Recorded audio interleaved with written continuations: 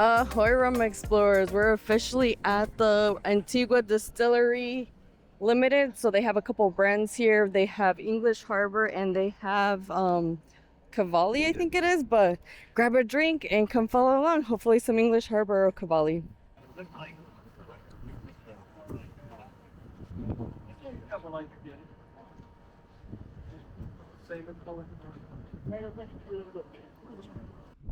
In terms of safety, everybody has on two shoes. Everybody has on long pants. You're showing skin, but that's okay. That's okay. So bad luck, I'm down for repair.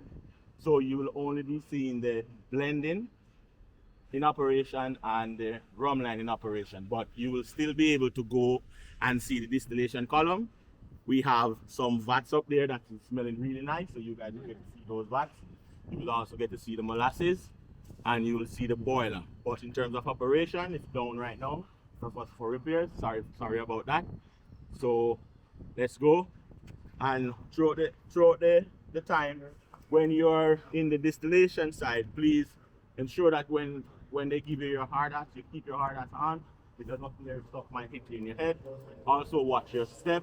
Just basically wherever the person go, you go. Don't go anywhere where you're not supposed to go. Because I don't want anything to happen to anybody. There's no pictures inside of the barrel house because you guys are also going to go to the barrel house. The barrel house is at another location. And your guys are when you guys goes into the blending department, there's no pictures. You can take pictures of the rum line, but no pictures barrel house. Inside the barrel house, no pictures inside of the blending room. You can take pictures outside of the barrel house, as I said. And you can take pictures out here. You can take pictures on the rum line. You can take pictures on the still, on the fermentation area. But that's basically. So just follow me, everybody.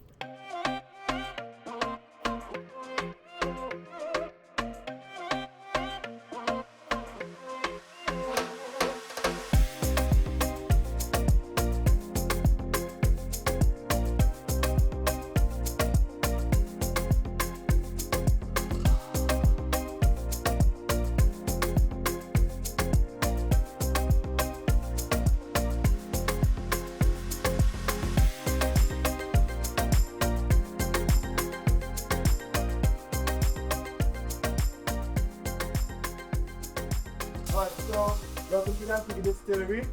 So what we have here, we run a 5-column John Deere still. It was originally a Seville still, which only had 3 columns. In 1991, we would have purchased a copper still, which came with 3 columns. We then engineered it to have 5 columns, so rectification occurs in all of those 5 columns. Everyone has been to a distillery before? Yes. We asked who that came to. All right, great. So I can use a bit of layman terms, whereas such as wash, you would understand what wash is, fermented wash, spent wash, you can understand those terms. Yep. All right, great. So what we create here is a molasses spirit product. Then we convert it into rum, obviously, using alcohol or alcohol. So the base of our operation, we have 2 RO containers here. So we have a desal plant, we take our own water, and then we have the second reverse osmosis plant, which we then further distill water as well. We have a sister company, which is Oasis Beverage Plant, which is just up the road. We are their main source of water, well, their only source of water, really. So after we have distilled the water twice, we then send it up to them, and then they have their own process. All right, we really came to talk about distillation, right? Right. So, anyone can tell me about the distillation process? I've heard that you guys have been to many distilleries around the world, really? Yes, and how was your experience there? Great. It was a great experience. How was the experience at your last distillery? Anything like as you said? A little bit. A little bit?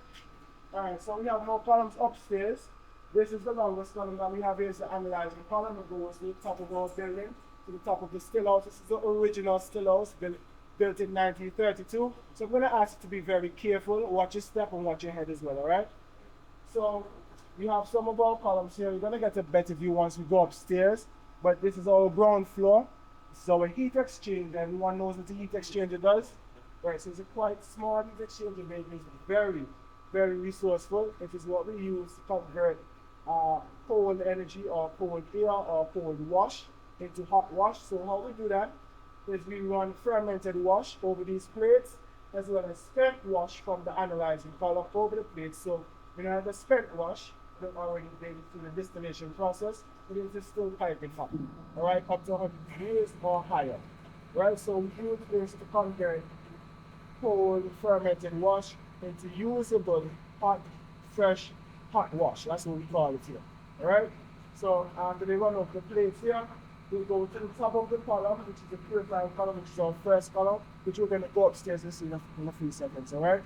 Anybody? So you came off the train. How many plates? How many plates? Alright, so they are, I think there are 32 levels. So it's 32. I'm sorry. I'm supposed to know this, right? I apologize. But I think it's 32 or 36 on each. So it's 18 on each side in the analyzing column. So we have around 36 levels. I think there is for the analyzing column.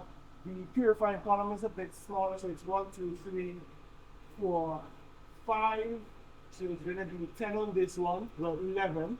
Because then, they are not parallel. They're not directly against each other, so they are cascading down. So you have one level and a second level. So it's 11 on this one, 36 here. On this column here, this is the aldehyde column. I think it's 24 plates. Don't quote me on it, but it's around the 20 to 24 plates.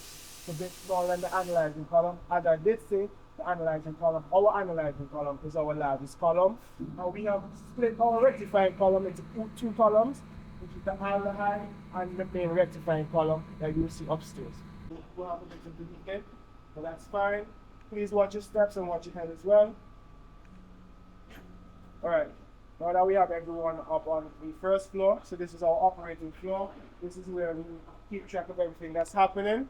Alright, so the process obviously takes it's a continuous process, it's a continuous distillation process where we circulate the wash entirely all the time. So there's always cold or recurring wash in the column, and we do that by utilizing our largest column, the analyzing column, that we use. We've connected all of the column to this column interdependently. At Antigua Distillery, our copper stills, so that's very important as well. Everything that you see here has been engineered in copper and maintained in copper. So any repairs that we do, you can see a small section here was cut out and replaced, it's done in copper. So we stay copper, we don't use any other metals. Why we do that? Because it gives our rum a very distinct flavor, a very distinct character at the Antigua Distillery. Alright? So before we go any further and I show you how the process starts, I'm just going to give you a quick, just to wash your hands. So our molasses spirit product, because we use molasses spirit as our base. This is the final product here. You just wash your hands, take a whiff of it. If you're accustomed, you can take a little drink if you would like. So it's at 95 to 96 proof. Well, percentage that is. What part of the cut is this? Let me see, this is the final. Right. So this case here. Right. So this case here, we combine all of our higher and lower alcohols or lighter alcohols, as well as our light and fusel oils. If we need to remove any oils, dependent on the product that we're making, being dirty, bulking spec, clean spec, whatever the spec may be, sometimes we do a white Cavalier spec, which is white Cavalier MS, which is our highest alcohol content rum. Which is at what? Pardon me? Which is at what? It's at 96. You sell that? Yes. 96 proof or ABV? No, not in that group ABV. So our highest proof that we do is our overproof rum, which I think is a 110. Currently, the highest proof that we're currently making is around 80. Right, so we try not to go too high, obviously, the regulations on the amount of alcohol that you can create of a higher proof, right? And then you can see the top of the rectifying on the aldehyde column. What I have brought you across here to see though is our inoculum tanks. This is where we start our fermentation process. Fermented wash, which is molasses, water, a little bit of acid to keep the pH balanced, as well as nitrogen, which we use a diammonium sulfate base or sulfate of ammonia base in our products, dependent on what type of rum we're trying to create and how long we're trying to, how quickly we're trying to achieve fermentation. All right, so from these tanks here, the original inoculum stays 24 hours, it stays 12 hours, and then it is then transferred into our vat, our fermentation vat. So if you come up with this, What kind of yeast are you using? what kind of yeast are we using? I can't share that information.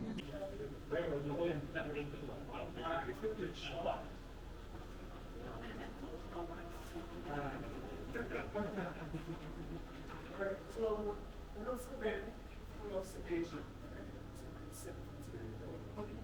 that's what the use of this is for a while. That's perfectly fine. We will these steps that will put our because of the follow-up. Because I'm glad 12 hours so it's 12 hours over here, come to here, that's still 14 hours all the time. That we can achieve our high efficiency. So we try to utilize. What grade of molasses are you using? What grade of molasses? I'm not entirely sure, but it is commercial grade, obviously. Food grade, okay. Food commercial, okay. Alright? So, moving down here, that stays in the column. If that stays in the column, it clogs the column, it creates problems for us. You would ask me about the plates. Right? You're the person that asked me about the No, plates. So, think she would. But we'd like to know about plates. alright, so what we do with our laminar tank to reduce the amount of scaling we have on those plates. So this stainless steel tank that you see right here, it uses the upward flow to separate unfermentable sugars and sediment from the wash that we use. So it goes in one end at a height, it goes down through channels, and it's all channeled. It has some filters inside of it as well. And as the level of the wash rises, the sediments fall, it is then drained away. And then in the continuous process, so it's always occurring, then flows from a higher point of concentration to a lower point of concentration, and it then removes the sediment that's in the wash. Alright, so as I said, as the wash, well, what you would call fresh wash, then comes from the laminar tank, it goes into two black tanks that you see right there, which is then fed to the top of the column. Okay. Alright? To the top? To the top. So the process starts from the top of the column, and it starts from the first column here, which is the purifying column. Alright? So someone asked me about the tanks before I come over here. So the biggest tank that you see there is our molasses storage tank. Alright, so that's our main molasses storage tank before it comes over into the day storage tank. Alright, so how do we get that amount of molasses? They come in barges. Before all of this was created, this was just water. All of this area that you see here has been bachelors. This building has been here since before 1932. So the establishment was before 1932. The building was built in 1932.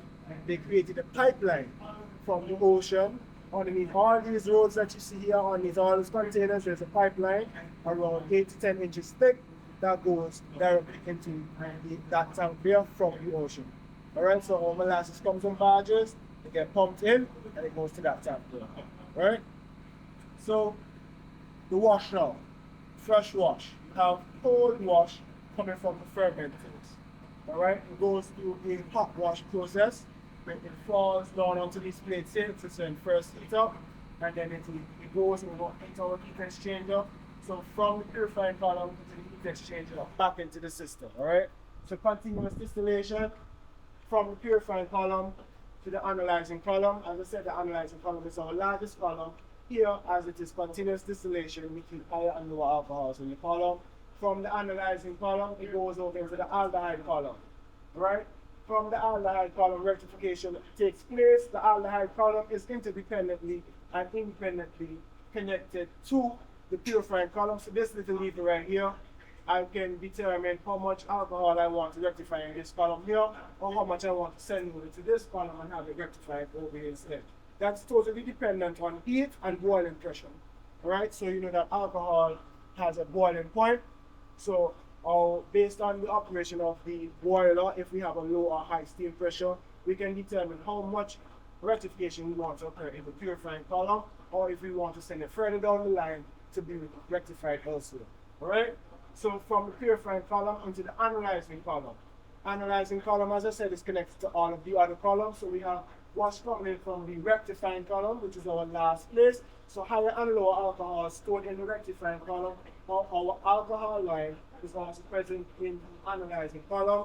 Most times when I'm running the still, I will have this column locked off before I start running anything. So I'll build the alcohol in this column first and then send it out to the other columns, and then that makes the process much easier. All right? So from the analyzing column, as I said, we go to the aldehyde column. From the aldehyde column, the first layer or the first stage of alcohol that is rectified, then goes into the stripping column. You know, in the stripping column, it's all figurative. Basically, it strips the alcohols. So it separates the different types of alcohols, and then it is rectified in the rectifying column. From the rectifying column, it comes into our case here. As you can see, we have a control here. So we can make any type of specific configurations that we need to make dependent on the type of rum or alcohol product that we're trying to achieve. So if we want a product with more heads, we increase or decrease the amount of heads. So we have heads ones, aldehyde, and so acetylhalides, methanol, different type of heads that give it a more mintier flavor or more tobacco flavor. So we want to control our conjugate profile from this contraption or device that you see in front of you. So light oils, sweet oils are removed or added, dependent, as I said, depends on what type of profile we're looking for. This is our final product case, and this is where we then send from the distillation into blending. So it moves from distillation here by this pipeline here, and then it goes into the building into blending. Not sure if you've done the tour of blending as yet already. Yes, we did. Yes, so the molasses spirit moves from here into blending, which is the blended, aged, what it needs to be done, and then turn into our final product. This here is our old school method of finding out if we're using any alcohol. So there's the bottom line that we try to accomplish. What we can do is on a daily basis is 0.5% of our product. So it's a very small percentage. And this container here is connected to the analyzing aldehyde and stripping columns. And what happens, wash flows into this column here along with cooling water, and then it comes to these vials here. We use a hydrometer to tell us the density of the liquid that's in here, and then we calibrate it with temperature. So if the temperature is a certain degree, then you know that if alcohol is present, it would not have boiled on. And then based on the hydrometer, it would tell us the amount of percentage of the alcohol that we're losing down the drain, because the analyzing column is directly connected to our drain, and the stripping column is directly connected to our rectifying column. So we can know what alcohol product is going down the drain. Alright, so it's an old school method, but it's a very efficient method. You need to know, this is your know-how. Alright?